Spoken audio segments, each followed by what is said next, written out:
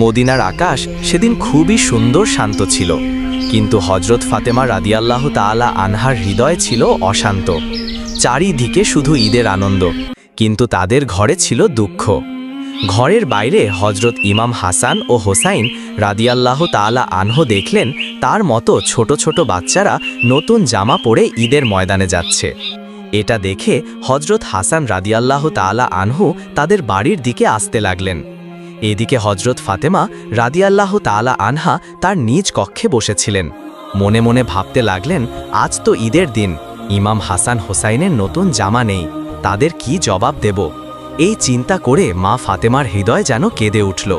ঠিক এমন সময় হজরত হাসান রাদিয়াল্লাহু তাআলা আনহু ঘরের মধ্যে প্রবেশ করলেন এবং বললেন, আম্মাজান, সবাই নতুন জামা পরে ঈদের ময়দানে যাচ্ছে, আমাদের নতুন জামা কোথায়? তখন হজরত ফাতেমা রাদিয়াল্লাহু তাআলা আনহা বললেন, তোমরা গোসল করে এসো, তারপরে নতুন জামা পরে ঈদের ময়দানে যাবে। হজরত হাসান ও হোসাইন রাদিয়াল্লাহু তাআলা আনহু যখন গোসল করার জন্য চলে গেলেন, ওই সময় হজরত ফাতেমা রাদিয়াল্লাহু তাআলা আনহা 2 রাকাত সালাত আদায় করলেন এবং আল্লাহর কাছে দোয়া করে বললেন, ওগো আল্লাহ, তুমি গফুরুর রহিম, রহমান রহিম, আমার কলিজার টুকরা 2 সন্তানের দুঃখ আমি সইতে পারি না। আমি যদি আজ তাদের নতুন জামা দিতে না পারি, তাহলে তারা বলবে রাসূলের মেয়ে হয়ে মিথ্যা বলছে। দয়া করে মেহেরবানি করে আমার সম্মান রক্ষা করো। হে আল্লাহ, তাদের 2টো জামার ব্যবস্থা করে দিন।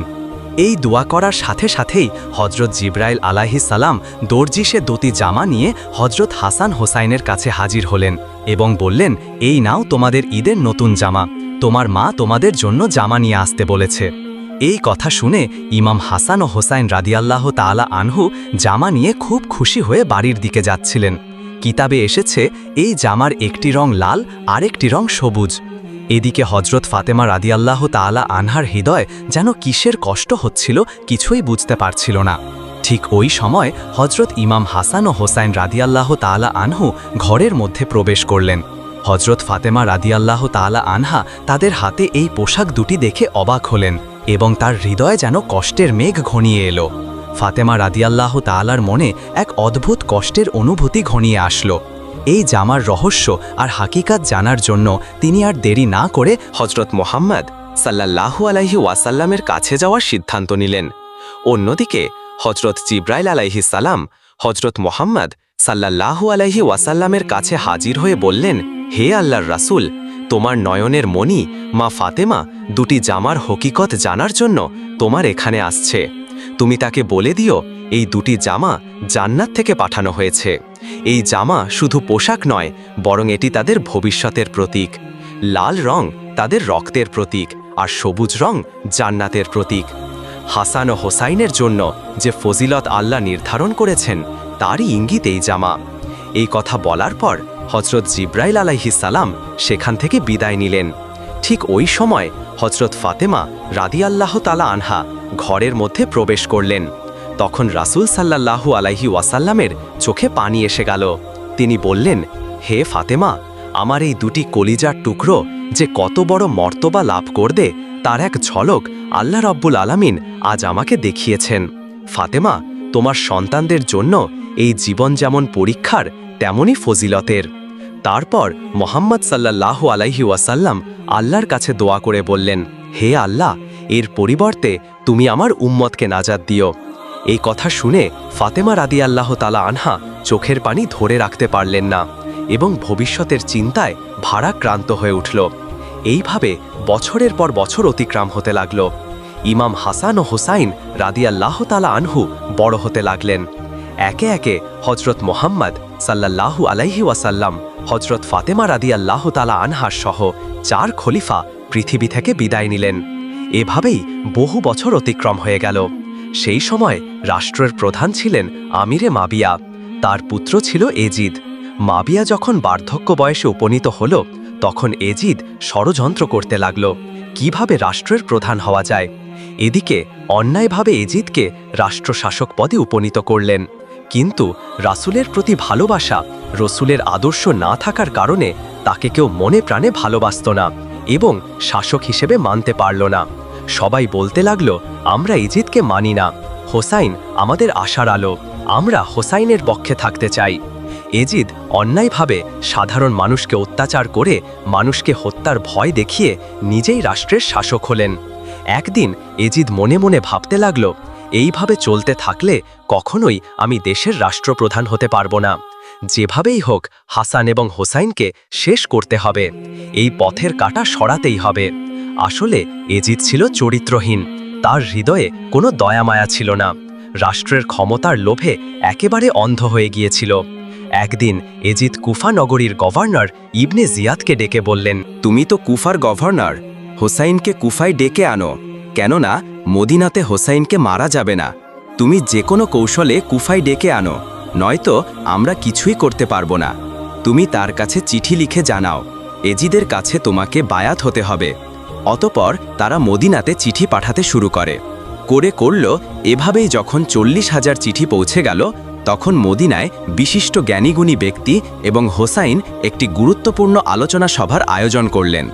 হোসাইন রাদিয়াল্লাহু তাআলা আনহু বললেন, আমি কুফা যেতে চাই, সেখানে অনেক মানুষ আমার জন্য অপেক্ষা করছে। তখন সেখানে থাকা বিশিষ্ট ব্যক্তিদের মধ্যে একজন বললেন, হোসাইন, তুমি কুফাতে যেও না, কুফার আবহাওয়া ভালো না, সেখানে ইতিমধ্যেই অনেক সমস্যা সৃষ্টি হয়েছে। এখনও আমরা হাসানের ব্যথা ভুলিতে পারিনি, বরং সেখানে যাওয়ার আগে আমাদের মধ্য হতে একজনকে পাঠানো হোক, তার পক্ষে থেকে ভালো খবর আসলে তবেই তুমি যাবে। তখন হোসেন রাদিয়াল্লাহু তাআলা আনহু বললেন, ঠিক আছে, তাই হবে। তাহলে আপনারা বলুন কে যাবেন সেখানে। সেখানে অনেক লোক উপস্থিত ছিল, কিন্তু কেউ কুফা যাওয়ার জন্য রাজি হলো না। তার মধ্যে থেকে মুসলিম বিন আকিল নামের একজন বললেন, আপনারা নিশ্চিন্তে থাকুন, আমি আগে যাব।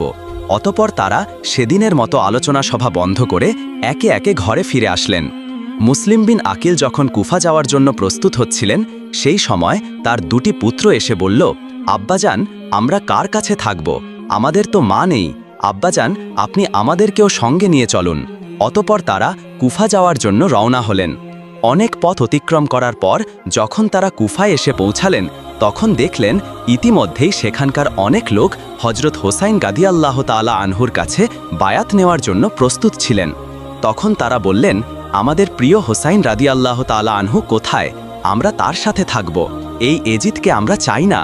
তখন মুসলিম বিন আকিল বললেন, তিনি নিশ্চয়ই আসবেন, তবে আমার চিঠি পাওয়ার পর। সেখানকার মানুষের হোসাইনের প্রতি ভালোবাসা এবং তার প্রতি অটুট বন্ধন দেখে মুসলিম বিন আকিল হোসাইনকে কুফা আসার জন্য বিস্তারিত চিঠি লিখলেন। অতপর একজন মুসলিম বিন আকিলের এই চিঠি হজরত হোসাইন রাদিয়াল্লাহু তাআলা আনহুর কাছে পৌঁছে দিলেন। চিঠি পেয়ে হজরত হোসাইন রাদিয়াল্লাহু তাআলা আনহু আর দেরি করলেন না, 72 জন সঙ্গী সাথী সহ কুফা যাওয়ার জন্য রওনা দিলেন।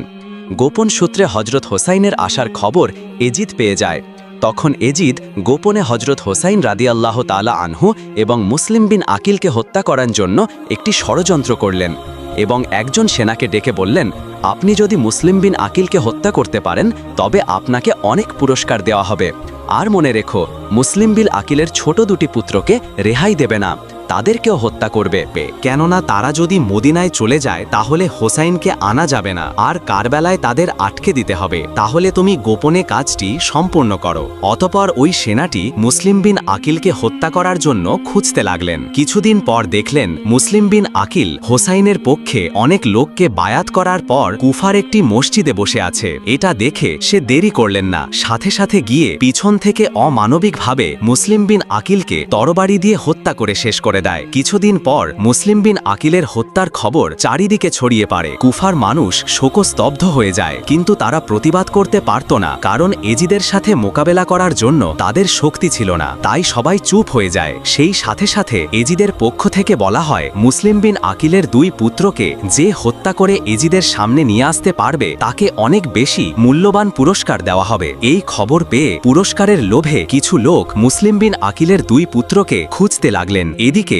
মুসলিম বিন আকিলের নিষ্পাপ দুটি ছোট ছেলে এই খবর পেয়ে হত্যার ভয়ে এদিক ওদিক দৌড়াতে লাগলেন। দৌড়াতে দৌড়াতে তারা রাতের বেলা একটি খেজুর বাগানের মধ্যে এসে পৌঁছায়। ক্ষুধা এবং তৃষ্ণায় ক্লান্ত হয়ে ছোট দুটি শিশু খেজুর গাছের নিচে ঘুমিয়ে পড়ে। সকাল হতেই তারা দেখল ওই খেজুর বাগানের মধ্যে একজন মহিলা তাদের দিকে আসছে। এটা দেখে ছোট ভাই তার বড় ভাইকে বলল, ভাইজান, আমাদেরও মনে হয় হত্যা করে দেবে, এই দেখো আমাদেরকে খুঁজতে আসছে, আমরা এখন কোথায় যাব? এই কথা বলে বলে তারা অঝরে কাঁদতে লাগলেন। আসলেই এই মহিলাটা ছিল এই খেজুর বাগানের মালিকের স্ত্রী। ওই মহিলাটি এসে দেখল চাঁদের মতো ছোট্ট শিশু দুটি ভয়ে আতঙ্কে অঝরে কান্না করছে। এটা দেখে মহিলাটির হৃদয়ে মায়া জন্মালো। তাদেরকে ক্ষুধার্ত এবং তৃষ্ণার্থ দেখে চোখের কোণে অশ্রু ভরে গেল। তখন মহিলাটি বলল, তোমরা তো মদিনার সেই মুসলিম বিন আকিলের পুত্র, তোমরা আমার বাড়ি চলো। এটা শুনে ছোট ভাই বড় ভাইকে বলল, ভাইজান এবার মনে হয় আমাদেরকে হত্যা করে দেবে। এই বলে অজরে কাঁদতে লাগলো।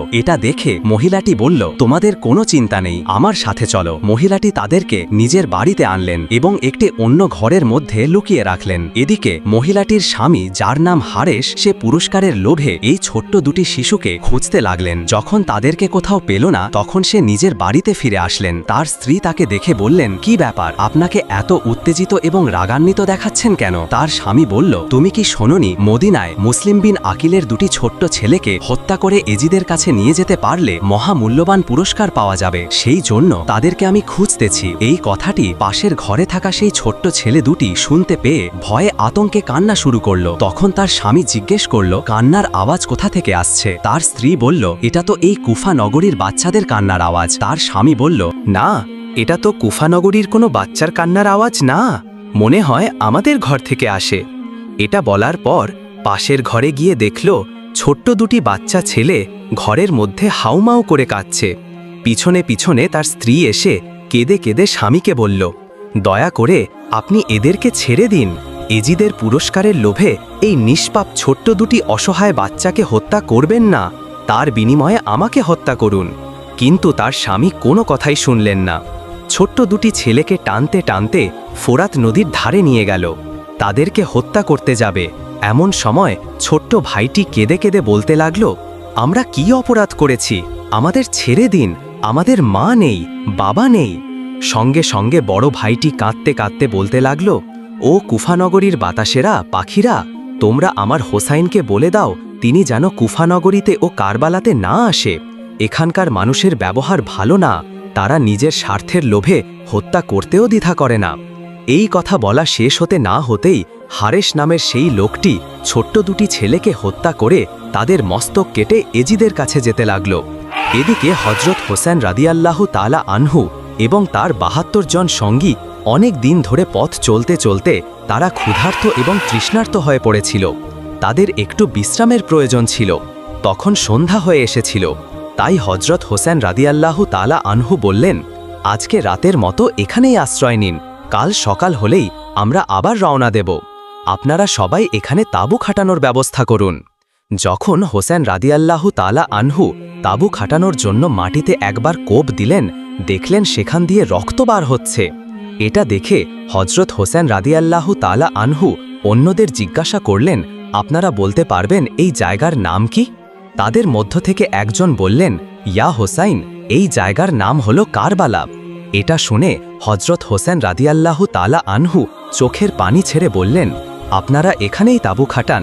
আমার নানাজান হজরত মোহাম্মদ সাল্লাল্লাহু আলাইহি ওয়াসাল্লাম বলেছেন, তার উম্মতের নাজাতের জন্য এই কারবালায় আমি নাকি শহীদ হয়ে যাব। এদিকে গোপন সূত্রে এজিদ সমস্ত খবর পেয়ে যায়। অতপর সকাল হতে না হতেই এজিদের ৪,০০০ সৈন্য হোসেন রাদিয়াল্লাহু তাআলা আনহুর তাঁবুর চারিদিকে ঘিরে ধরেছে। কয়েকজন এজিদের সৈন্য হজরত হোসেন রাদিয়াল্লাহুর কাছে এসে বলল, হোসাইন, আর সামনে এগানো যাবে না, তুমি আমাদের সঙ্গে যুদ্ধ করো। তখন হোসেন রাদিয়াল্লাহু তাআলা আনহু বললেন, প্রিয় ভাইরা, আমি আপনাদের সাথে যুদ্ধ করতে আসিনি, আমি তো এসেছি শুধুমাত্র বন্ধুত্বের সম্পর্ক স্থাপন করতে। কিন্তু এজিদের সৈন্যেরা কিছুই বুঝলেন না। তারা বললেন, আমরা আপনার কোনো কথা শুনব না, আমাদের সাথে যুদ্ধ করো, নয়তো ফিরে যাও। তখন হোসেন রাদিয়াল্লাহু তাআলা আনহু বললেন, ভাইয়েরা, আমরা যুদ্ধে আসিনি, আমরা ন্যায় প্রতিষ্ঠার জন্য এসেছি। কিন্তু যদি এজিদের জুলুমের বিরুদ্ধে লড়াই করতে হয়, তবে মৃত্যুকেও আলিঙ্গন করতে আমরা প্রস্তুত। এই কথা বলে হজরত হোসেন রাদিয়াল্লাহু তাআলা আনহু তাঁবুর দিকে ফিরে আসলেন। এইভাবে ২-৩ দিন অতিবাহিত হয়ে গেল। অতপর রাতের বেলা অনেক চিন্তা করার পর হজরত হোসেন রাদিয়াল্লাহু তাআলা আনহু তাঁবুর বাইরের সমস্ত আগুন নিভিয়ে সবার উদ্দেশ্য করে বললেন, আপনারা সবাই কারবালা ছেড়ে প্রাণ বাঁচানোর জন্য ফিরে যান, কেননা আমাদের কাছে কোনো অস্ত্র নেই, আর আমরা তো মাত্র এই ৭২ জন, আর এজিদের সৈন্য ৪,০০০। অতএব তোমরা আমার কথা শুনো, তোমরা ফিরে যাও, আমি একাই এই এজিদের বিরুদ্ধে যুদ্ধ করে শহীদ হয়ে যাব, কিন্তু রসুলের আদর্শ নীতি এবং ইসলামকে কখনোই শেষ হতে দেব না। এই কথা বলার পর তাঁবুর আগুন জ্বালিয়ে পিছনে চেয়ে দেখল কেউ সেখান থেকে পালায়নি। সবাই হাউমাউ করে কাঁদছে, আর সবাই একসঙ্গে বলছে, ইয়া হোসাইন, আমরা সবাই তোমার সাথে আছি, দরকার হলে এজিদের বিরুদ্ধে যুদ্ধ করে শহীদ হয়ে যাব, তবুও তোমায় ছেড়ে যাব না। পরের দিন সকালবেলা হজরত হোসাইন রাদিয়াল্লাহু তাআলা আনহুর স্ত্রী তার কাছে এসে বলল, প্রাণের স্বামী, এই ছোট্ট 6 মাসের শিশুর গত 3 দিন ধরে খাবার পানি কিছুই খাওয়া হয়নি, ক্ষুধায় তৃষ্ণায় কাতর হয়ে পড়েছে, দয়া করে এই শিশুর জন্য একটু পানির ব্যবস্থা করুন।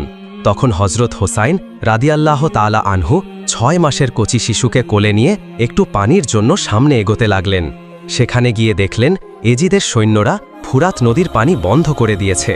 এটা দেখে হজরত হোসাইন রাদিয়াল্লাহু তাআলা আনহু খুবই নম্রভাবে অনুরোধ করে বললেন, দয়া করে এই ছোট্ট শিশুটির একটু পানি দিন, তৃষ্ণায় আমার কচি শিশুর গলাটা শুকিয়ে গিয়েছে, যদি প্রতিশোধ নিতে হয় তাহলে আমাদের ওপরে নিন, এই কচি শিশু তো কোনো দোষ করেনি, দেখুন আপনাদেরও তো এমন ছোট্ট শিশু রয়েছে, দয়া করে আমার এই অনুরোধটুকু রাখুন। কিন্তু অসভ্য এজিদের সৈন্যদের হৃদয়ে এতটুকু মায়া তো হলই না, বরং পানির বদলে পিছন থেকে একটি বিষাক্ত তীর ছুড়ল, আর ওই তীর কোলে থাকা সেই ছোট্ট শিশু আলী আজগরের পিছন থেকে প্রবেশ করে সামনের দিকে বার হয়ে যায়। এটা দেখে হোসাইন রাদিয়াল্লাহু তাআলা আনহু চোখের পানি আর ধরে রাখতে পারলেন না, কাঁদতে কাঁদতে তাঁবুর দিকে ফিরে আসতে লাগলেন। তাঁবুর কাছে এসে তার স্ত্রীকে বললেন, এই নাও তোমার কলিজার টুকরো, নয়নের মণি, সন্তানের পানি পিপাসা জীবনের মতো তারা মিটিয়ে দিয়েছে, সে জীবনে আর কখনোই পানি পান করবে না। এটা দেখে সেখানে থাকা সমস্ত লোক চোখে পানি ধরে রাখতে পারলেন না, সবাই অঝরে কান্না করতে লাগলেন। তার স্ত্রী কচি শিশুকে কোলে নিয়ে চোখের পানি ছেড়ে দিয়ে চিৎকার করে কাঁদতে কাঁদতে আল্লাহর কাছে দোয়া করে বললেন, ওগো দয়াময় আল্লাহ, এ কেমন বিচার, যে নবীকে সৃষ্টি না করলে কিছুই সৃষ্টি হতো না, সেই নবীর উম্মতেরা পানি পায় না, এই ব্যথা আমি কিভাবে সইব। আল্লাহ।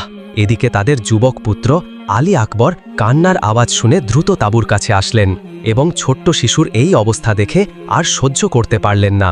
রক্ত হাতে নিয়ে শপথ করে বললেন, আমি এই দেশ সৈন্যদের ছাড়ব না। এই কথা বলে যুদ্ধ করতে চলে গেল। শুরু হয়ে গেল তীব্র যুদ্ধ। যুদ্ধ করতে করতে এক পর্যায়ে আলী আকবর তৃষ্ণার্ত হয়ে পড়েছিল, তার আর চলার শক্তি ছিল না। তাই সে একটু পানি পাওয়ার আশায় তাঁবুর কাছে ফিরে আসলেন এবং বললেন, মাগো, আমার 1 গ্লাস পানি দাও, আর আমি চলতে পারছি না, আমার 1 গ্লাস পানি দাও, আমি কথা দিচ্ছি কারবালার এই সমস্ত এজিদের সৈন্যকে আমি শেষ করে দেব। তখন মা চোখের পানি ছেড়ে দিয়ে কান্না করে বলে উঠল, আমার কলিজার টুকরো আলী আকবর, পানি যদি থাকতো তাহলে তোমার ভাই আলী আসগার কি তীর খেয়ে মরত? তখন আলী আকবর মায়ের পায়ের সালাম করে বললেন, মাগো, বিদায় দাও, দেখা হবে হাসরের ময়দানে। তখন সেখানে সমস্ত লোক আরও জোরে জোরে কান্না করছে, কেননা তাদের বেশিরভাগই ছিল নারী। একে একে এজিদের সৈন্যদের হাতে সবাই শহীদ হয়ে গেছে, মাত্র আর কয়েকজন। কি করবে এই কথা ভেবে তারা চোখের পানি থামাতে পারলেন না। এক পর্যায়ে নিষ্ঠুর অত্যাচারী এজিদের সৈন্যরা একে একে সবাইকে শহীদ করে দিয়েছে, বাকি শুধু জয়নাল আবেদিন এবং হোসাইন রাদিয়াল্লাহু তাআলা আনহু। অতঃপর ক্ষুধার্ত তৃষ্ণার্ত ক্লান্ত জয়নাল আবেদিন বললেন, হোসাইন, তুমি যেও না, আমি যুদ্ধ করতে যাব। তখন হোসাইন রাদিয়াল্লাহু তাআলা আনহু বললেন, তুমি যদি যুদ্ধে যাও তাহলে রাসূলের বংশের বাতি কে জ্বালাবে? এই কথা বলে জয়নাল আবেদিনকে সেখানে রেখে হোসাইন রাদিয়াল্লাহু তাআলা আনহু একাই হাজার হাজার সৈন্যদের বিরুদ্ধে যুদ্ধ করার জন্য চলে গেলেন। এক পর্যায়ে হজরত হোসাইন রাদিয়াল্লাহু তাআলা আনহু যুদ্ধ করতে করতে একাই অনেক সৈন্যকে হারিয়ে দিলেন।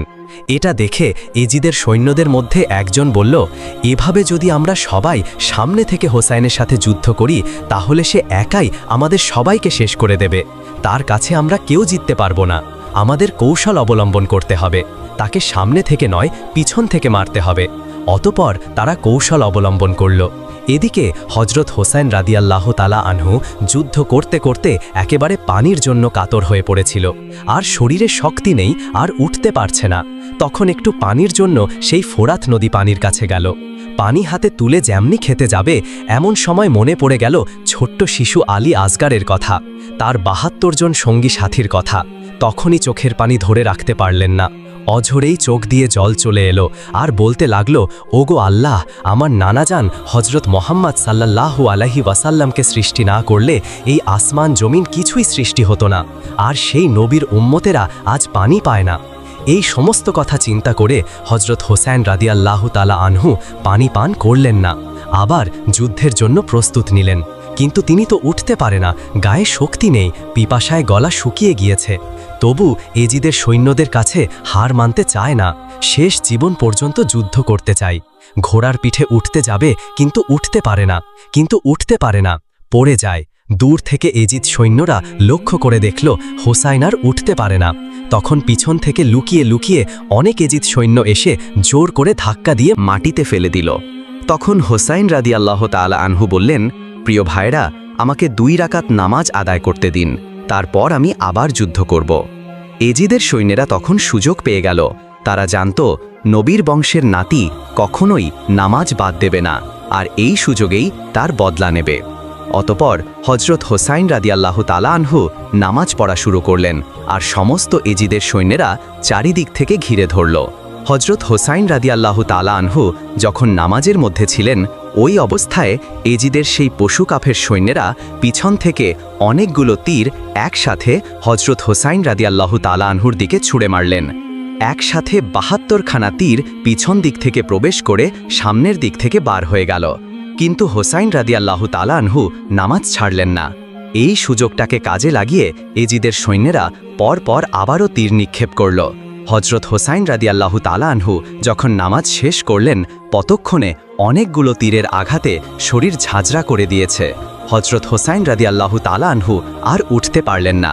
একেবারে শেষে চোখের পানি ছেড়ে দিয়ে অজরে কান্না করে বললেন, ওগো পৃথিবী, দেখো, ন্যায়ের প্রতিষ্ঠার জন্য আমার পরিবার শহীদ হয়েছে, কিন্তু ইসলামকে মুছে ফেলা যাবে না।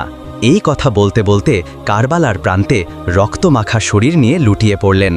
আর এভাবেই হজরত হোসাইন রাদিয়াল্লাহু তাআলা আনহু শেষ নবী হজরত মোহাম্মদ সাল্লাল্লাহু আলাইহি ওয়াসাল্লামের উম্মতের নাজাতের জন্য নিজের জীবনকে উৎসর্গ করে দিয়ে কারবালার প্রান্তে শহীদ হয়ে গেলেন। প্রিয় বন্ধুরা, কারবালার প্রান্তে শহীদ হবার ঘটনা শুধু একটি যুদ্ধ নয়, এটি একটি ন্যায় ও অন্যায়ের চিরন্তন লড়াই। হোসাইন ও তার সঙ্গীদের আত্মত্যাগ মানব ইতিহাসের এক অন্যান্য দৃষ্টান্ত হয়ে থাকবে। আমরা সকলেই যেন প্রিয় রসুলের পরিবারের মতো আদর্শ গড়ে তুলতে পারি। মহান আল্লাহ তাআলা আমাদের সবাইকে এই তৌফিক দান করুক। আমরা সবাই বলি আমিন।